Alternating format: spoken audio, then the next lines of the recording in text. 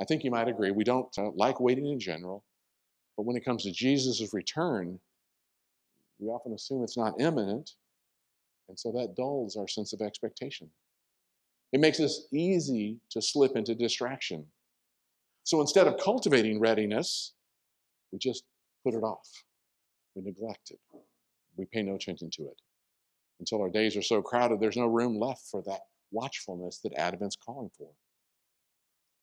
A reading from Paul's letter to the Romans, he says, "The hour has come for you to wake from sleep." Well, now, while you might initially be interpreted as an admonition against laziness, it's actually addressing the more profound spiritual condition we find ourselves in. He's referring to spiritual complacency, highlighted by this preoccupation we have with getting ready for Christmas, looking busy. Looking busy can be spiritually described as sleeping. I really like how Eugene Peterson translates this section in his translation, The Message. He writes, "But make sure that you don't get so absorbed and exhausted in taking care of all your day-to-day obligations that you lose track of time and doze off, oblivious to God. The night is about over, dawn is about to break.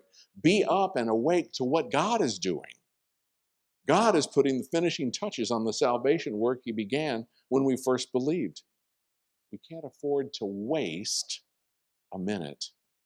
Must not squander these precious daylight hours in frivolity and indulgence, in sleeping around and dissipation, in bickering and grabbing everything in sight. Get out of bed and get dressed. Don't loiter and linger, waiting until the very last minute.